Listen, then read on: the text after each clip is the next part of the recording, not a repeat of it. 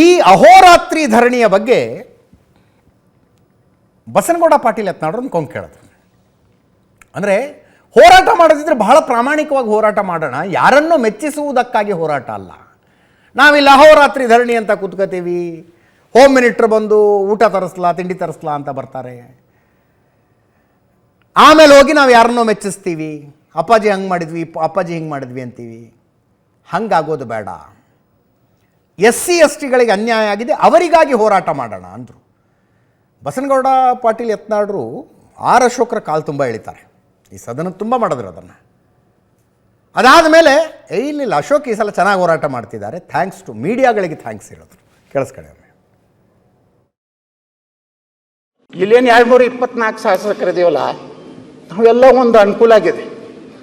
ಇನ್ನು ಮೇಲೆ ನೀವು ನಿಮ್ಮ ಕ್ಷೇತ್ರದಲ್ಲಿರುವಂಥ ದಲಿತರ ಹಣ, ಬಡವರ ಹಣ, ಪರಿಶಿಷ್ಟ ಜಾತಿ ಪರಿಶಿಷ್ಟ ಪಂಗಡದ ಹಣ ತಿಂದರೆ ನಿಮಗೆ ಹೆಂಗೆ ಒಳ್ಳೇದಾಗ್ತದೆ? ಬರೇ ಅದೇ ನೀವು BJP ಇದ್ದಾಗ ಮಾಡಲಿಲ್ವಾ, ಕಾಂಗ್ರೆಸ್ ಇದ್ದಾಗ ಮಾಡಲಿಲ್ವಾ? ಇದು ಸೊಲ್ಯೂಷನ್ ಅಲ್ಲ. ಇಲ್ಲಿ ಭಾಳ ಆದ್ರೆ ಏನಾಗೋದಿದೆ ಇದು ಗೊತ್ತಿದೆ. ಇದ್ರದ್ದು ಎಂಡ್ ಏನಾಗೋದಿದೆ ತೀವ್ರವಾಗಿ ಖಂಡಿಸುತ್ತೇವೆ, ಉಗ್ರವಾಗಿ ಖಂಡಿಸ್ತೇವೆ. ಇದು ದಲಿತ ವಿರೋಧಿ ಸರ್ಕಾರ, ಅದಕ್ಕೆ ಸಭಾತ್ಯಾಗ ಮಾಡುತ್ತೇವೆ. ಯಾಕಂದ್ರೆ ಧರಣಿ ಕುಂಡಿರ್ತೇವೆ ಅಹೋರಾತ್ರಿ. ರಾತ್ರಿ ನೀವು ಬರ್ತೀರಿ, ನಮ್ಮ ಹೋಮ್ ಮಿನಿಸ್ಟರ್ ಬರ್ತಾರ, ಊಟ ಬತ್ತಾ ಕಾಫಿ ಕಳಿಸಲ್ಲ, ನಾಟಕ ಮಾಡ್ಕೊಂಡು ಹಿಂಗೆ ಮುಗೀತು. ನಮ್ಮ ಸಲುವಾಗಿ ಅಶೋಕ್ ನೇತೃತ್ವದಲ್ಲಿ ಭಾಷಣ ನಾವು ನಾಳೆ ಹೊಡಿ ಇಡೀ ದಲಿತ ಸಮುದಾಯದ ಹಿತವನ್ನು ನಿಮ್ಮೆಲ್ಲ ಎಜೆಂಡವನ್ನು ಹೇಳಿಬಿಟ್ರು ಅವರು. ಇದು ಪರಿಹಾರ ಅಲ್ಲ, ಈ ಸಭಾತ್ಯಾಗ ಅಲ್ಲ. ನೋಡ್ರಿ, ನಾನು ಈ ಮಾಧ್ಯಮದವ್ರಿಗೆ ಅಭಿನಂದನೆ ಸಲ್ಲಿಸ್ತೀನಿ. ಯಾಕಂದ್ರೆ ಅವರು ನಮ್ಮನ್ನು ಚುಚ್ಚಲಿಲ್ಲ ಅಂದ್ರೆ ಹೇಳ್ತಿದ್ದಿಲ್ಲ, ಗೆರೆ ಹಾಕಿದ್ರು. ಇದು ಗಪ್ಪಾಗಿತ್ತು. ನಿನ್ನೆ ನಾ ಭಾಷಣ ನೋಡಿದಾಗ ಆರ್ ಅಶೋಕ್ ಬಲ್ಲಿ ಇಟ್ಟು ಐತಲ್ಪ ನಾಲೆಜು.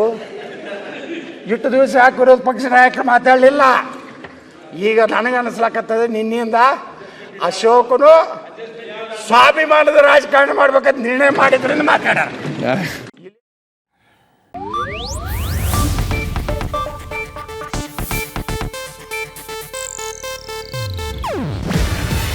ಇದು ಏಷ್ಯಾನೆಟ್ ನ್ಯೂಸ್ ನೆಟ್ವರ್ಕ್ ಪ್ರಸ್ತುತಿ.